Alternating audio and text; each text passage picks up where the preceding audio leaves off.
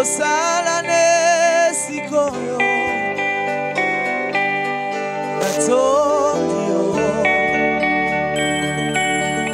natondi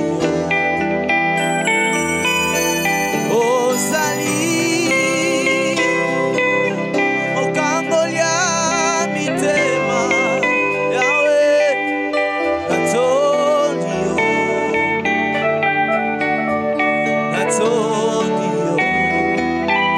Yesu na ngai ozali obongolia bomoi yawe natondi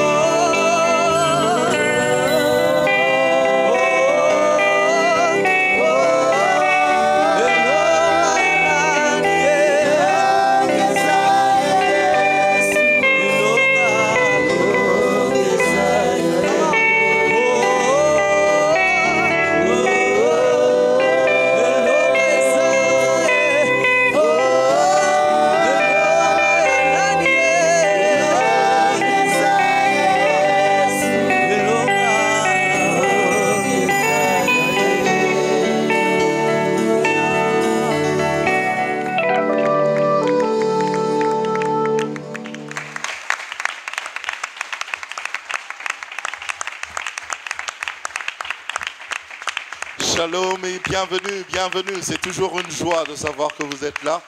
Merci, merci beaucoup. Merci. On a commencé d'ailleurs avec ce cantique pour vous mettre déjà dans le bain de cette émission Glory. Au fait, c'est, on va dire, la 3e fois que nous nous rendons ici même à l'église Aena, ici à Mongafula. Et nous avons toujours un plaisir comme ça d'être en face du couple pastoral. Il s'agit ici du pasteur Timothée Kabasele et du pasteur Joël Kabasele. Bonjour, shalom, bonsoir, parce qu'on nous suit aussi ailleurs. Bonsoir, on ne sait pas. Bonjour, shalom. bonsoir, shalom. En tout cas, voilà, vous vous sentez bien depuis. J'avais envie de dire encore une fois bon anniversaire, parce que c'est pas fini. On est encore dans la fièvre. C'est pas encore fini. On est encore dans la 20e année. 20e année. Oui.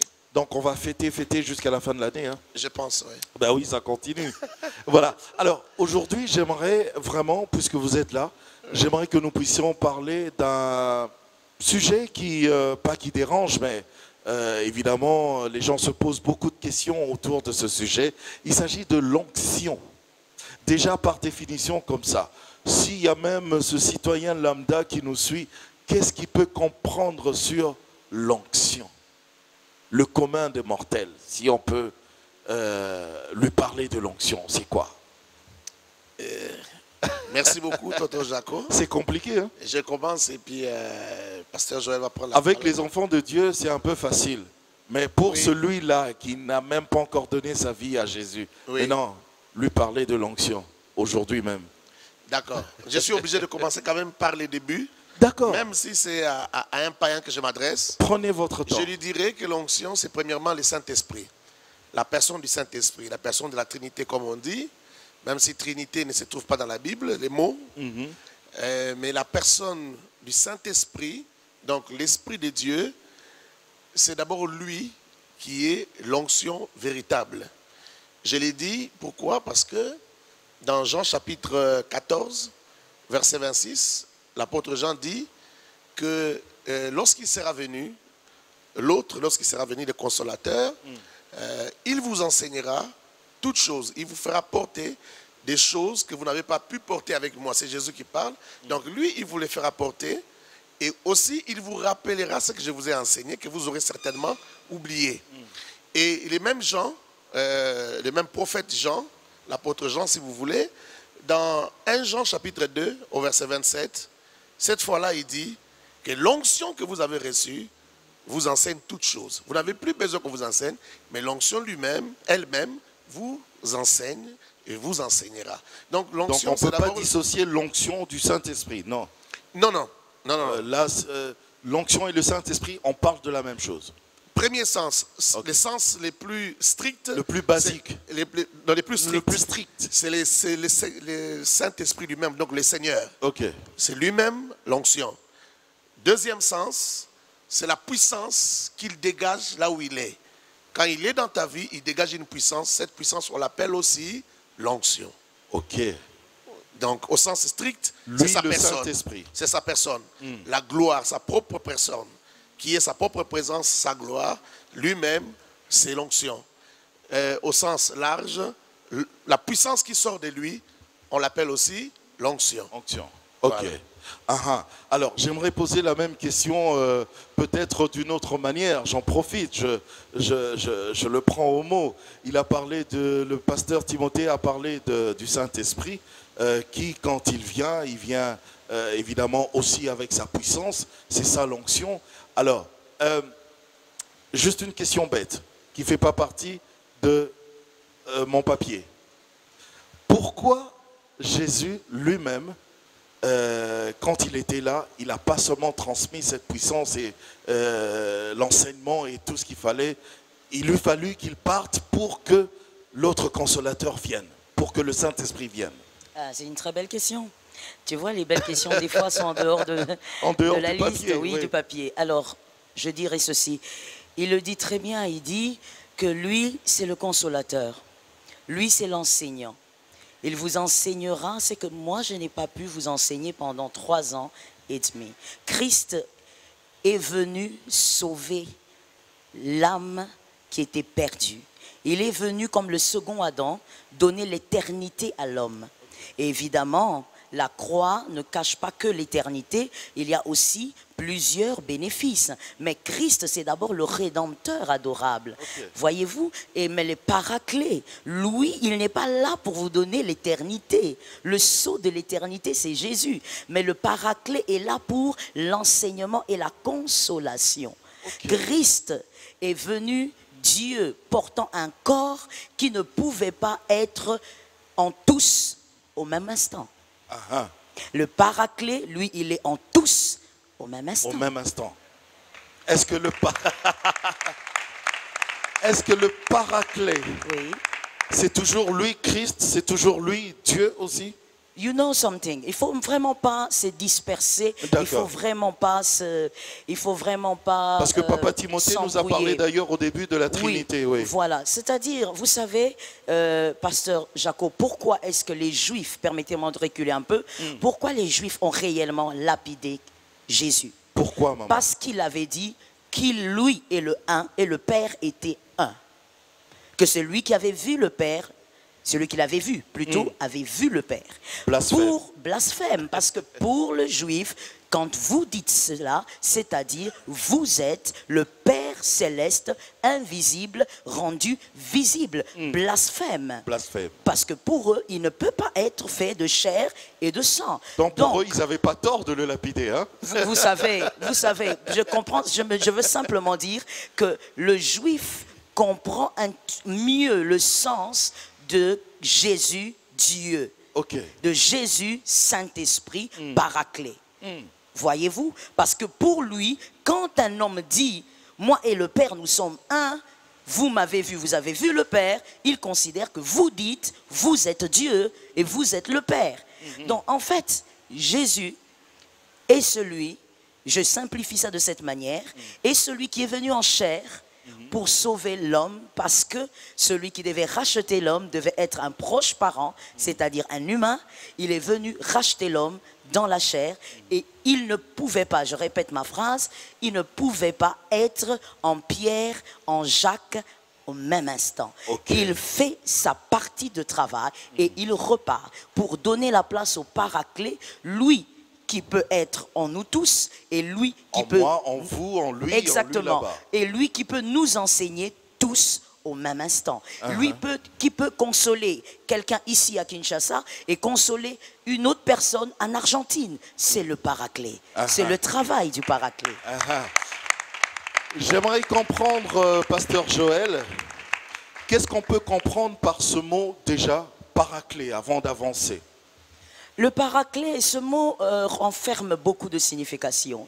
Ça renferme, c'est un mot qui peut dire le soutien, c'est un mot qui peut dire le consolateur, c'est un mot qui peut dire l'appui, l'abri, c'est un mot qui dit beaucoup de choses. Mais en gros, comprenons le sens de ce que Christ a voulu dire, le consolateur. Ça aussi, c'est un mot qui renferme tout et qui veut vraiment tout dire.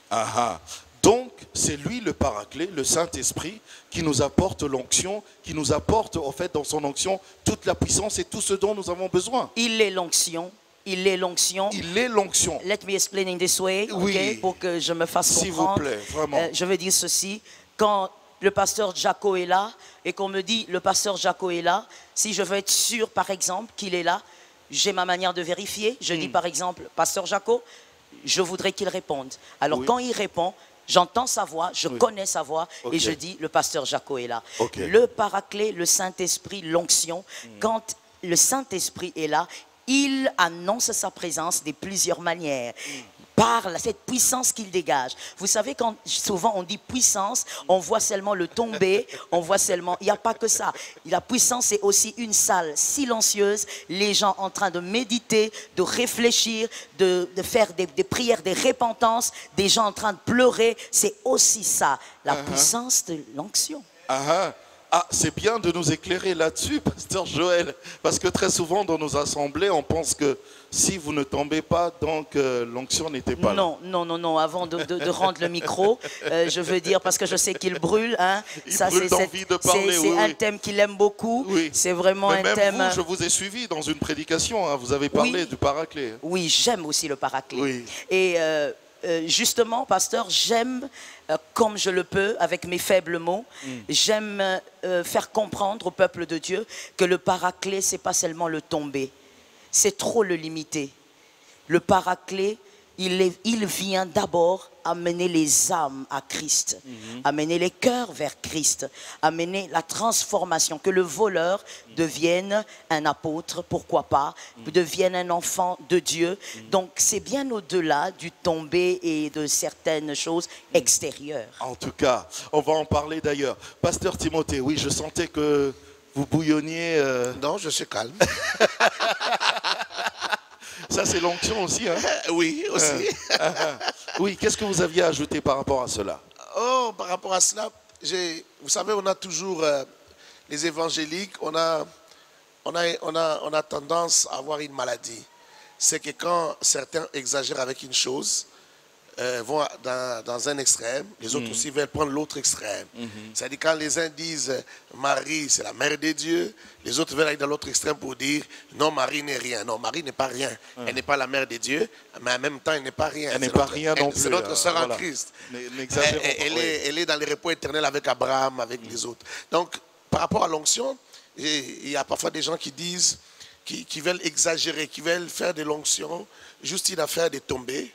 Comme pasteur Joël disait, juste une affaire des miracles où les paralytiques marchent, où les aveugles voient, c'est une bonne chose.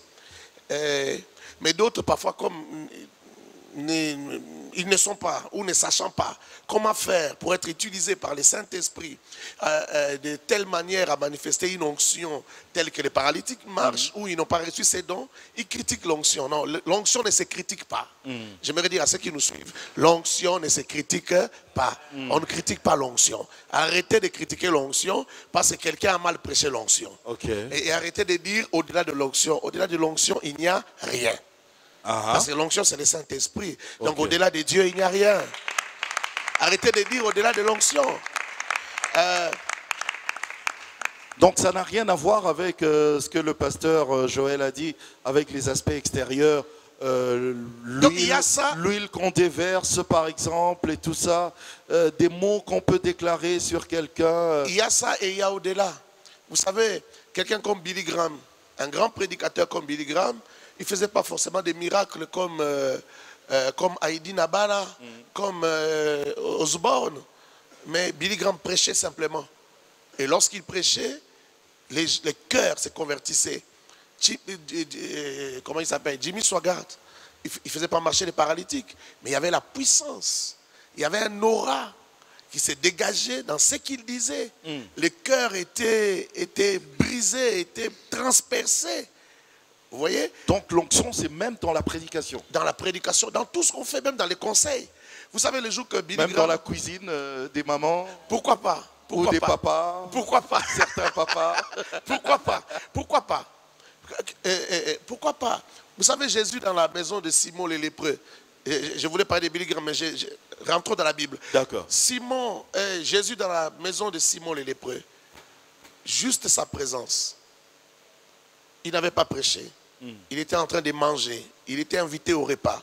Mais cette présence, pendant qu'il mangeait, je ne sais pas quel mouvement il a fait pendant qu'il mangeait, mais une femme a été saisie. Elle est venue pleurer aux pieds de Jésus. Oui. Jésus n'avait pas prêché, sa présence. Sa présence. L'onction était là. Vous voyez ça? Donc, l'onction peut se manifester de plusieurs manières. Billy Graham, lorsqu'il prêche dans les grands stades de Londres, il est en train de prêcher. La reine Elisabeth est en train de suivre à la télé en direct comment Billy Graham prêche. La mère de la reine dit mais depuis quand les Anglais pleurent comme ça? Je ne les ai pas connus comme ça, ils ne pleurent pas comme ça. La reine Elisabeth dit mais c'est qu'ils sont saisis par ce qu'il est en train de dire. Elle dit non, c'est un genre de charlatan parce qu'il crie, il hurle. Il hurle, c'est ça les mots qu'elle a utilisés. Il hurle. Mais lorsqu'il hurlait, comme elle disait, les Anglais étaient touchés, les Anglais pleuraient. Il y avait un grand silence dans les stades. Les gens n'étaient pas agités, les gens ne tombaient pas. Mais dans ce grand silence, il y avait une onction terrible. Il faut suivre ces images pour voir l'onction qu'il y avait dans cette salle. Je crois que c'était en 58. L'onction qu'il y avait dans ces stades, les silences qu'il y avait, les gens qui pleuraient, des larmes qui tombaient, et les stades étaient pleins. Les Anglais, les dirigeants anglais, les dirigeants britanniques étaient étonnés. Ils n'y comprenaient rien du tout. C'était l'onction. Alors, qu'est-ce que l'onction? Je vais parler carrément du paraclet. Qu'est-ce qu'il peut faire réellement dans la vie de quelqu'un? Question de savoir juste connaître la différence entre les manifestations de l'Esprit de Dieu et les manifestations qui viennent d'ailleurs. Oh, la différence. La grande différence, c'est que le Saint-Esprit, lorsqu'il vient dans votre vie ou lorsqu'il agit, lorsqu'il vous touche d'une manière ou d'une autre, il vous ramène vers Christ. Il ramène votre cœur à vous soumettre à Dieu. C'est la grande différence. Quelqu'un peut opérer avec un autre esprit. Il peut opérer avec une onction négative, entre guillemets. Mais ça ne produira pas la même chose. Ça ne produira pas la crainte de Dieu. Ça ne produira pas la soumission à Dieu. C'est la grande différence entre l'onction de Dieu et autre chose. Pasteur Joël, merci. Pasteur Joël, j'aimerais poser la même question. Oui. Parce que on dit, ici on peut pleurer, là-bas on pleure aussi. Ici on peut être calme, de l'autre côté on peut l'être aussi. Exactement. Ici on peut hurler, être en transe, de l'autre côté on peut le faire aussi. Alors comment est-ce que moi je peux différencier tout ça? Je prends le mot que le pasteur Timothée a utilisé à la fin, la crainte de Dieu. Moi, je suis peut-être radical, mais bon, je m'assume. Hein. J'aime ça. Je fais partie des personnes qui pensent que l'onction ne se mélange pas avec la saleté. Je vois l'histoire de Ruth, lorsque Noémie veut donner des stratégies à sa future belle-fille pour aller vers Boaz. Noémie dit à Ruth, lave-toi et ensuite oins-toi. D'abord le nettoyage, après l'huile. Ok. C'est-à-dire l'onction de Dieu. Même si il arrivait que vous puissiez vous salir, c'est-à-dire broncher, tomber, l'onction vous ramène vers la propreté. L'onction de Dieu vous dit, tu ne peux pas rester dans cet état. L'onction de Dieu vous dérange parce que l'onction de Dieu, le Paraclet, veut vous utiliser. La différence, pasteur Jaco, c'est le fruit. Ok. Celui qui est continuellement dans le péché est un pécheur. Or, le royaume n'appartient pas aux pécheurs.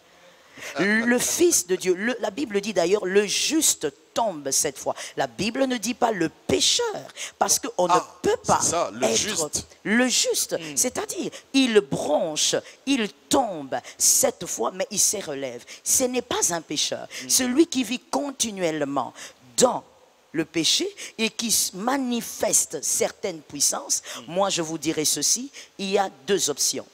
La première, ce n'est plus Dieu, ou la deuxième, ce sont les déchets de ce qu'il est resté avec.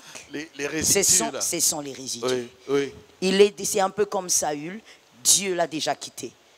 Mais il est roi. Oui. Dieu l'a quitté, mais il est roi. C'est-à-dire, quand le peuple le regarde, le peuple s'incline devant le roi. Mais Dieu l'a déjà quitté. Oui.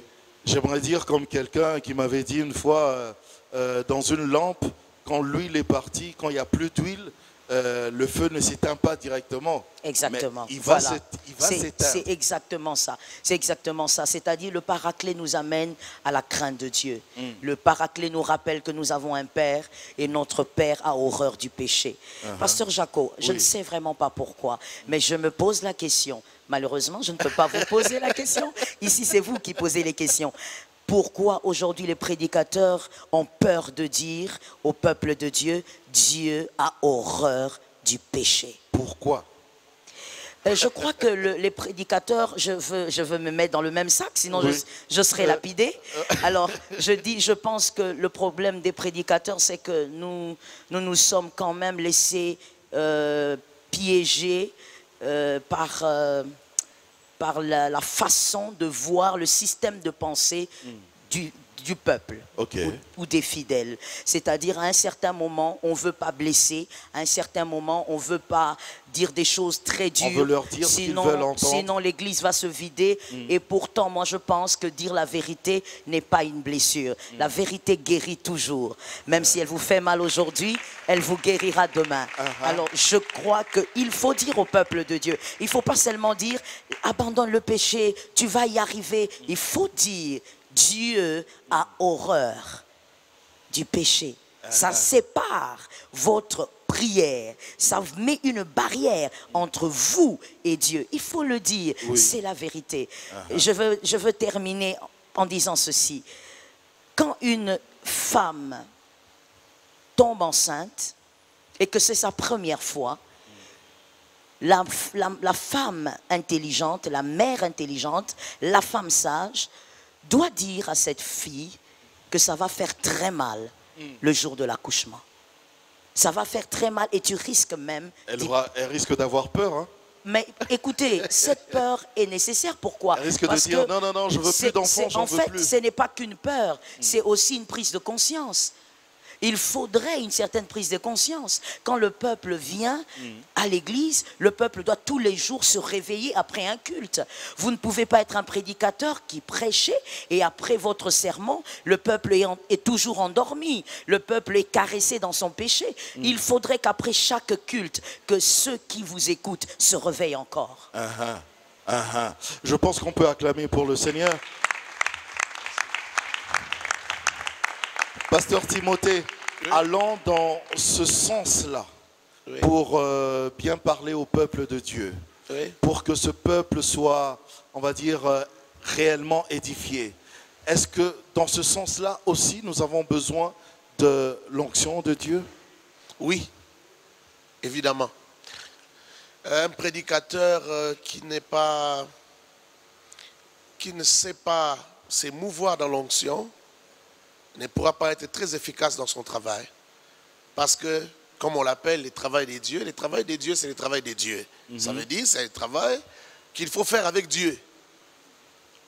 L'onction, les degrés ou l'intensité de l'onction qui se dégage, c'est aussi l'expression du degré de votre communion et du temps que vous passez ensemble avec Dieu.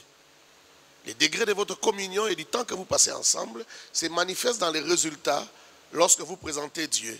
Plus vous êtes très proche de Dieu, plus vous passez du temps avec Dieu, plus on verra Dieu lorsque vous travaillez, lorsque vous prêchez, lorsque vous faites tous les actes sacerdotaux que vous posez. Dieu va se faire voir.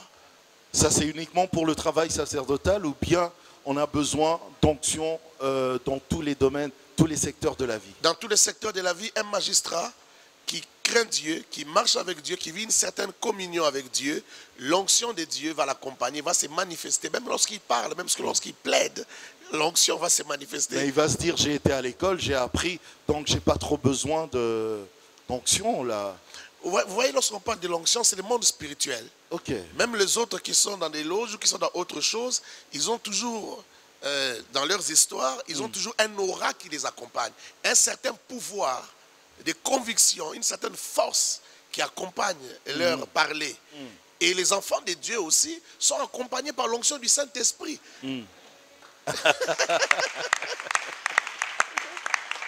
Alors, que devons-nous comprendre, pasteur? L'onction de Dieu, c'est une puissance, c'est un aura, ou c'est, on va dire, une capacité surnaturelle qu'il met en nous?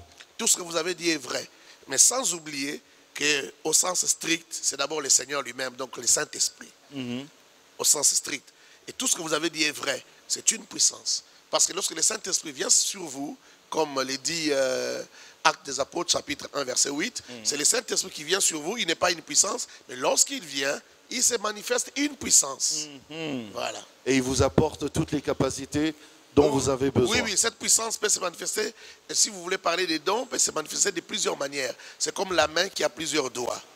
Vous voyez, de plusieurs manières. Ça peut se manifester par un don, les dons de parler en langue, les dons de guérison, les dons de la foi, les dons des miracles. Ça peut se manifester par plusieurs dons. Par dons de prophétie, paroles de connaissance, ainsi de suite. Mais ça peut se manifester aussi dans tout ce qu'on fait, dans tous les actes qu'on pose, sans que forcément ce soit des dons, les 9 dons cités dans la Bible. Pasteur Joël, jusqu'où je peux aller avec le Saint-Esprit? Jusqu'à quel niveau? Est-ce qu'il y a une limite quelque part? Ou bien, expliquez-nous. Très bien.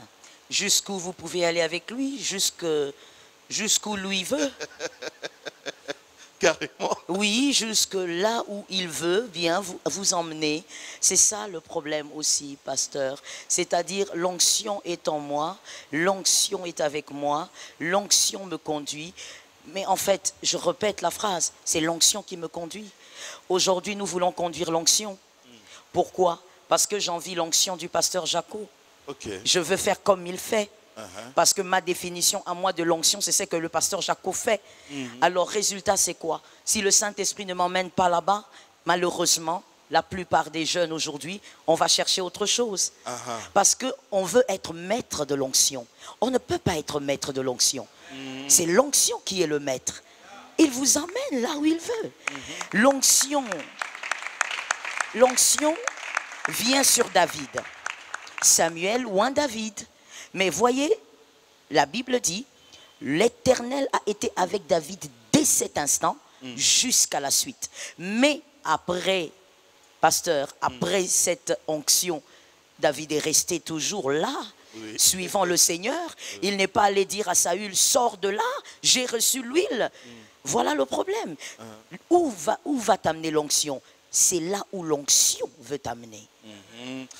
J'ai envie de poser cette question, je la pose. C'est une question qui n'est pas dans le papier. Je vais la poser à vous deux. Vous dites que l'onction, c'est le Saint-Esprit qui vient avec tout ça. Alors, comment ça se fait que le Saint-Esprit en nous dépose à telle personne X onction, à l'autre XZ, à l'autre là-bas XZW? Comment ça se fait? Right, all right. Pasteur Jaco, est-ce qu'un père a la liberté de donner à ses 12 fils le nom qu'il veut? Oui. Ah là, vous m'avez posé la question. Oui, je vous ai posé la question et je vous ai eu. Vous avez répondu. Il m'a eu, ça compte pas. C'est-à-dire, Vous voyez, un père, il fait des enfants, et restons ici chez nous au Congo, il en fait 12. Il est libre d'appeler celui-là Judas, celui-là Reveur, celui-là... J'ai même eu à voir des fils avec des noms très étranges. C'est son nom. Pourquoi? Le Père a choisi. Le Paraclet est le souverain. Ok. Nous ne pouvons pas arracher la souveraineté du Paraclet. C'est en ça qu'il est ce qu'il est, c'est en ça qu'il est Dieu. Il donne le don, par exemple, de sagesse au pasteur Jaco, au pasteur Henri. Il ne donne pas ce don-là, il lui donne peut-être le don de la guérison. Ok. Il est libre. Voilà pourquoi je vous ai dit à la première question que n'allons pas avec le Saint-Esprit là où nous voulons. Ok. Vivons notre intimité avec lui, comme le pasteur Timothée l'a dit. Vivons notre intimité avec lui. Écoutons le Saint-Esprit. Mais laissons le Saint-Esprit nous emmener, nous aiguiser selon lui. Sinon, vous allez envier et vous allez toucher à ce qu'on ne touche pas. Et là, c'est dangereux. Avant de remettre les micros, je rentre encore en disant, avoir le Paraclet, si vous êtes serviteur de Dieu ou enfant de Dieu, auprès de vous, il se manifeste par des miracles incroyables, visibles. Mais auprès du voisin, il y a peut-être que la prédication et apparemment, il n'y a pas le miracle spectaculaire. N'enviez pas, c'est votre portion de grâce. Soyez-en fiers. Travaillez avec le Paraclet. Aimez ce qu'il vous a donné. Le problème, c'est les fidèles aussi. Hein. Quand ils regardent, ils disent Pasteur Jaco, assis là. let me say something. Je dis humblement et vraiment humblement, comme étant la plus petite de tous, aux hommes de Dieu, soyez délivrés des pensées des fidèles. Ok.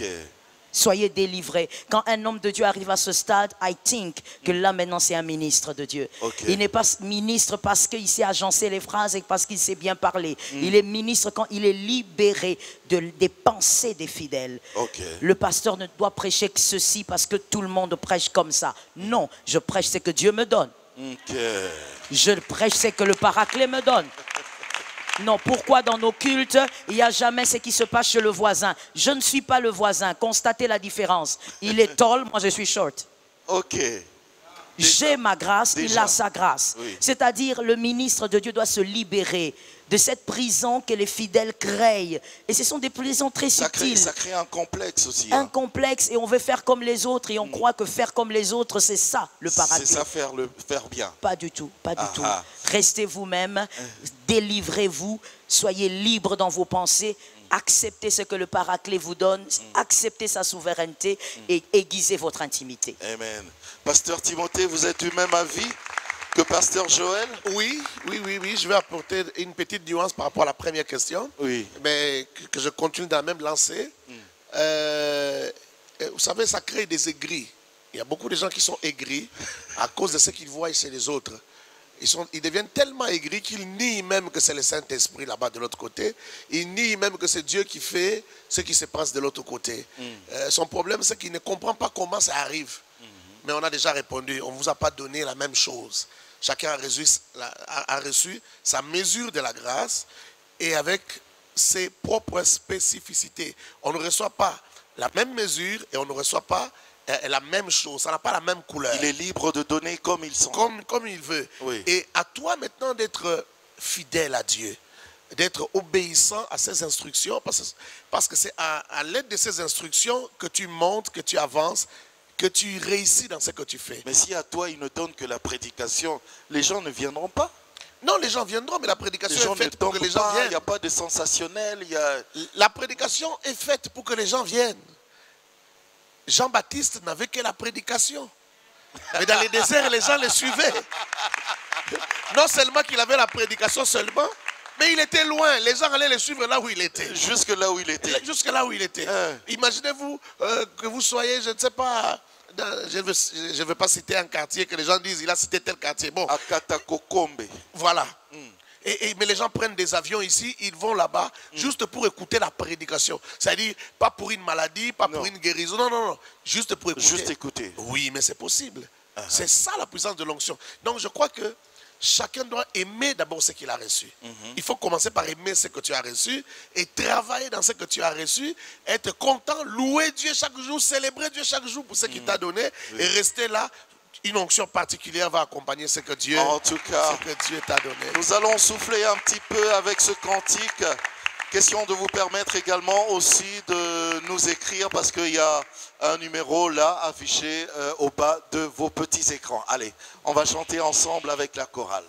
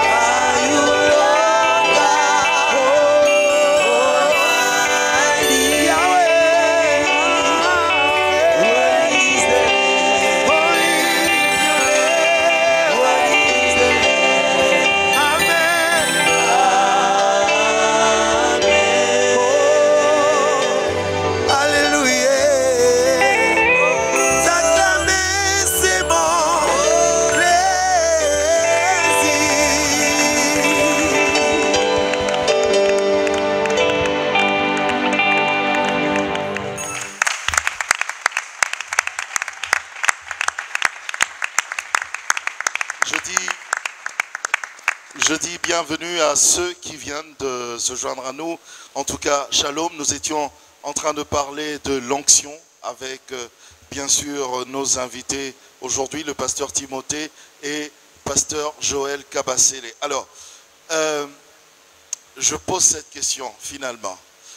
Est-ce que Dieu lui-même, le créateur de l'univers entier, il a des personnes qu'il a choisies chez qui il vient déverser son onction, ou bien c'est chez tout le monde? La présence du Saint-Esprit est prévue pour tous ceux qui sont nés de nouveau, tous les enfants de Dieu. Donc, si tu es né de nouveau, là, expliquez-nous, parce qu'on ne comprend pas. C'est quoi naître de nouveau? Mais naître de nouveau, c'est avoir reçu Jésus avoir reçu Jésus qui entre dans ta vie, lorsque Jésus, tu l'acceptes comme Seigneur et Sauveur, le vieil homme est chassé, entre guillemets, Ok. et il y a un nouvel homme qui s'installe en soi, et on appelle cela la nouvelle naissance. Ok. Un peu comme Jésus disait à Nicodème, ce n'est pas que tu vas rentrer dans les ventres de ta mère, Redevenir bébé. voilà, pour renaître de nouveau, mais c'est une nouvelle naissance qui se passe à l'intérieur. C'est l'homme intérieur qui connaît une certaine mutation. Tu es régénéré à l'intérieur et tu connais ou tu subis ce qu'on appelle la nouvelle naissance. Et cette nouvelle naissance est accompagnée d'un nouveau locataire. Ok. Quelqu'un, Dieu, dans toute sa dimension, qui vient faire sa demeure chez vous. Il a dit, si vous gardez... Chez moi, à la maison? Dans votre cœur, dans votre vie. Ok. Dans votre vie. Et cette présence-là, c'est ce qu'on appelle la présence du Saint-Esprit. Parce que Dieu ne peut pas venir en chair, en os, comme dans les rues de Jérusalem, des Galilées, des Samarie. Compliqué. Non, non, non. C'est cette présence-là qu'on appelle la présence du Saint-Esprit. C'est déjà une onction. C'est déjà une onction qui est en vous. Et cette onction peut se manifester dans tous les enfants de Dieu, tous les chrétiens, pasteurs et non pasteurs. Okay. Mais maintenant, à un autre niveau, l'onction, la puissance, onction-puissance, peut se manifester selon les degrés de la communion avec Dieu. Il ne faut pas oublier que l'onction... Ça n'a rien à voir avec la foi.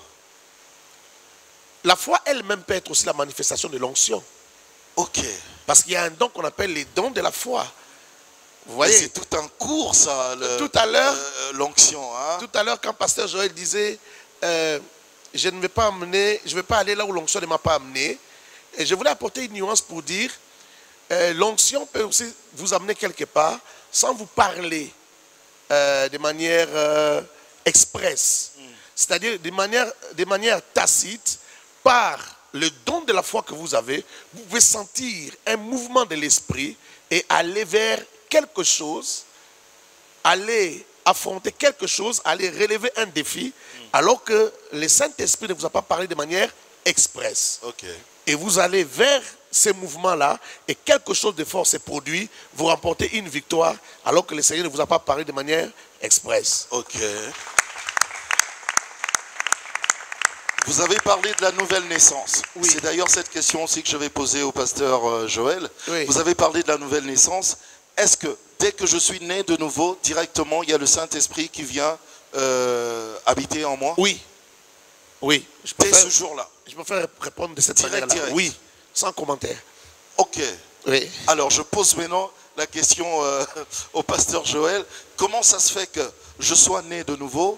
Donc, oui, le Saint-Esprit habite déjà en moi dès ce jour. Mais comment ça se fait que je tombe de temps en temps dans des choses qui ne plaisent pas à Dieu, alors que j'avais déjà donné ma vie à Christ, alors que le Saint-Esprit, le Paraclet, il habite déjà en moi, il m'enseigne. Exactement. C'est le grand défi de la vie. C'est-à-dire le Saint-Esprit vient habiter en vous, le temple du Saint-Esprit, le temple du Paraclet. Mais vous êtes dans un corps, votre esprit donc vit dans un corps, et un corps, une chair remplie du péché. La chair, c'est le péché. La chair, c'est aussi la force et le règne du péché. Alors, étant dans ce corps, il nous faut écouter l'enseignant et justement résister à la tentation. C'est là que ça devient difficile. Oui, pourquoi? Parce que le Paraclet dans une vie ne fait pas de vous un robot. Ah. Le Paraclet dans une vie vous enseigne et vous aide à voir clair. En fait, il fait tomber le voile. Il amène le réma, il amène la lumière. Vous voyez clair, mais vous restez voyez libre clair, bien sûr. De choisir le il bien, ne le doit mal. pas choisir à votre place. Okay. Laissez-moi ajouter une petite chose avant d'évoluer. Vous voyez, lorsque le pasteur Timothée l'a dit, la nouvelle naissance, le Saint-Esprit entre en vous, entre dans votre vie, après évidemment votre acceptation.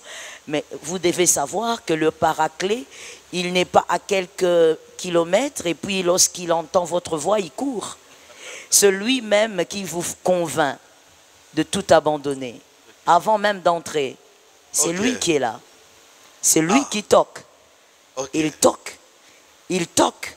Et vous vous dites, j'ai très mal pour ma vie. Pourquoi tu as mal? Parce que le Paraclet est à 0 mètre. Et donc, quand il entre dans votre vie, il règne en vous, il vous laisse libre. Ok. Dieu est fier. Dieu était fier de Job. Pourquoi, pasteur Jaco? Il a parlé de son intégrité au diable. Pourquoi? Parce qu'il voulait démontrer au diable, voici, il est libre de faire ce qu'il veut. Mais il m'a choisi moi. C'est pas toi qui l'as choisi. En fait, c'était ça. Si on veut vraiment interpréter les mots de Dieu, il dit, mais attends, tu as vu?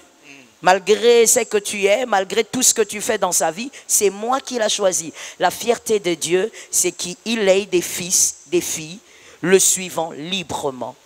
Donc le Paraclet, vous êtes simplement à tenir, vous êtes simplement à être au-dessus. Il vous donne un pouvoir. Jadis, vous n'aviez pas ce pouvoir parce que vous étiez encore païen en Égypte, mais recevant le Paraclet, tout d'un coup, le péché qui semblait impossible de vous lâcher, vous ne savez pas comment, mais vous dites non et c'est non. Parce qu'il y a une force.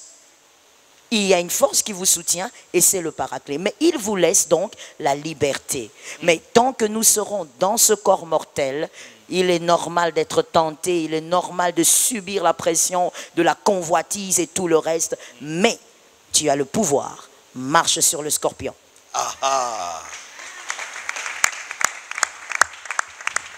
Pasteur Timothée, Oui. est-ce qu'il peut arriver que le Saint-Esprit nous lâche tellement qu'on n'a rien compris? Depuis qu'il est là, on ne comprend rien.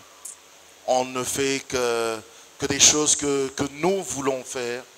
Après, il nous lâche. Est-ce que ça peut arriver? Le mot lâcher, il est très compliqué. Ça peut arriver qu'il nous quitte. Oui, enfin, Ça peut arriver qu'il parte. vous ne faites que dire des synonymes. Je voudrais dire oui, mais dans des cas extrêmes. Ok. Parce que dans la plupart des temps, lorsqu'il n'est pas d'accord, il s'attriste. Parce qu'on entend souvent ce terme qui dit celui-là, le pasteur Timothée, le pasteur Joël, oh, mais Dieu l'a lâché depuis. Oui. Oui, mais ça sont des jugements des hommes. Parfois, on exagère. Parfois, on exagère et on sera surpris parfois de rencontrer certaines personnes dans la félicité céleste, des gens qu'on croyait déjà avoir été abandonnés. Voilà. C'est très difficile de le dire. À quel moment exactement, lorsqu'on vit dans la vie du péché, parce que c'est de ça qu'il s'agit, à quel moment exactement Dieu quitte quelqu'un? Déjà dans l'Ancien Testament, où l'esprit n'était pas dans l'homme, on dit que l'esprit l'avait déjà quitté, mais il ne le savait pas. On parle de Samson. Ok. On dit Dieu l'avait lâché, Dieu n'était plus avec lui, on peut mettre tous les synonymes qu'on veut, mais il ne le savait pas. Donc c'est compliqué aujourd'hui. Vous l'avez dit tout à l'heure, vous avez parlé de la lampe, elle continue à s'allumer alors que l'huile est finie. La même chose avec les ventilateurs qui tournent. On débranche, ça continue encore à tourner pendant un moment. Mais à quel moment Dieu lâche? Quand est-ce que Dieu lâche? En fait, j'ai posé aussi cette question par rapport à ce que le pasteur Joël avait dit. Elle a dit que, en fait, l'esprit de Dieu ne se mélange pas avec la saleté. Oui, je comprends. Oui. Mais justement, c'est pourquoi il s'attriste. Oui. C'est pourquoi il s'attriste. Mais à quel moment il part? Parce que même celui qui est agréé par Dieu, on ne va pas dire qu'il ne pêche pas. Car tous sont péchés et sont privés de la gloire de Dieu. C'est-à-dire, on ne va pas dire que celui-là ne pêche pas. Mais il y a un seuil. Il y a un seuil où Dieu se fatigue. Ok. Vous voyez, le Saint-Esprit s'attriste vraiment et à un certain moment, il se fatigue. Je vais dire ça comme ça, un langage très banal. Parce qu'il y a des gens qui pêchent sciemment et ils exagèrent, ils le font expressément. Et à un autre moment, que ce soit l'apôtre Paul comme l'apôtre Pierre, tous les deux, ils ont dit qu'à un certain moment, lorsqu'on a rencontré le salut, on a rencontré le Seigneur et qu'on s'est mis à pécher sciemment, on ne saura plus revenir. Paul l'a dit dans ces mots, Pierre aussi l'a dit dans ces mots. Donc c'est pour dire, il y a un danger. Il y a un danger. L'apôtre Jean lui dit, petits enfants, je vous ai dit ces choses pour que lorsque si vous arrive jamais des péchés, que vous puissiez savoir que vous avez un avocat auprès du Père. Lui n'a pas marqué, ne nous a pas fait voir qu'il y a une certaine frontière très dangereuse. À ne pas franchir. Oui, mais Paul parle de cette frontière et Pierre aussi parle de cette frontière. Donc c'est toujours très dangereux. Mais un péché dont je suis sûr que vraiment Dieu va vous lâcher, c'est l'idolâtrie. L'idolâtrie. Quand vous vous mettez à adorer un autre Dieu, vous laissez Dieu, vous l'avez laissé. Ok. Vous l'avez laissé, il est parti. Il est parti, vous l'avez chassé de votre propre gré. Parce que vous êtes allé adorer un autre Dieu. Donc, c'est le mystère de l'iniquité. L'iniquité est un grand mystère. C'est pourquoi il ne faut jamais jouer sur ce terrain-là. Il ne faut pas s'hasarder. Parce que vous ne saurez pas à quel moment Dieu va vous quitter. En tout cas, on peut acclamer pour le Seigneur. Oui, pasteur. Et permettez-moi d'ouvrir une petite brèche. Oui. Vous avez dit quelque chose, il y a des gens des fois qui disent, lui, Dieu l'a quitté. Vous savez, le Saint-Esprit peut s'attrister, comme on l'a dit. Il est tellement triste à cause de votre vie. Vous avez choisi de vivre dans le péché. Le Saint-Esprit peut s'attrister au point de fermer la manifestation de l'onction. Ok. Mais quand les gens constatent qu'il n'y a plus manifestation, ils disent, le Dieu l'a quitté. Non, pas forcément. Bon, 6 mois, c'était juste Pas- la prédication. Oui, pas forcément. Ça partira comment? C'est-à-dire, Si la personne est éloquente, oui, la personne oui, a maîtrisé la oh, Bible, oui, pasteur Jaco, comme le pasteur Timothée qui on donne a vu, cours d'ailleurs. on a vu ça. Vous pouvez être très éloquent, Oui, agencer les phrases de manière extraordinaire, mais quand vous parlez, plus personne n'est touché. ah. Il n'y a plus rien.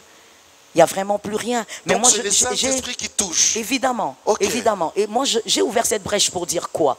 Pour dire que Dieu, le Saint-Esprit, le Paraclet peut s'attrister et constater que cet homme ne comprend pas qu'il ne doit plus vivre dans la vie du péché et fermer la manifestation de l'onction, la manifestation visible de l'onction, mais rester avec vous pour le ciel. Ok. Il vous garde vous, parce que vous êtes enfant de Dieu, vous l'avez choisi, vous l'aimez, il sent votre cœur quand votre cœur a mal, quand vous péchez, mais seulement la voie que vous avez choisie ne bénira plus le peuple. Ok. Alors au lieu de voir le peuple mourir, le Saint-Esprit peut fermer la manifestation visible de sa présence. Il coupe la Mais, connexion. oui, mais ça ne veut pas dire que Dieu vous a quitté. Vous êtes enfant de Dieu, il reste avec vous, il continue à vous parler. On a dit que c'est un enseignant, il continue à vous parler jusqu'à conquérir votre cœur. Donc vous que pouvez vous ne toujours puissiez appeler, pas. mais plus d'Internet. Il n'y a plus. Il n'y a plus. Finish. Donc c'est toujours possible. Ok. Voilà pourquoi je pense aussi que c'est dangereux de juger en disant Dieu l'a quitté. L'a quitté. Il En faut tout s'abstenir. cas. Amen.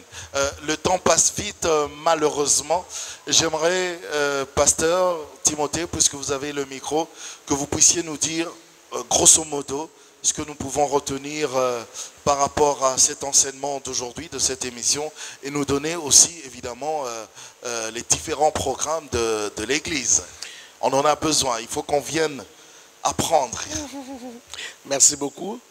J'aimerais dire, il faut que les mots onction arrêtent de déranger. Les mots onction ne doivent pas vous déranger. Il est biblique. Et l'onction, c'est l'effet de oindre. C'est l'effet de oindre. C'est l'action de oindre. Dieu vous a donné le Saint-Esprit et sa présence vous a mis quelque chose sur vous. Une puissance, un aura, quelque chose qui attire, quelque chose qui arrête des contestations, quelque chose qui vous rend spécial, quelque chose qui oint même vos doigts, vos mains, qui oint vos paroles, qui oint même votre habit, qui oint même un bâton, comme Moïse. Son bâton était oint, son bâton était devenu une arme exceptionnelle. Donc vous voyez, arrêtez de vous sentir dérangé quand on parle d'onction.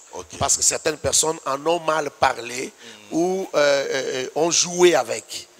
Donc, rentrons vers les milieux. Laissons les deux vices, les deux extrêmes. Ce sont des vices.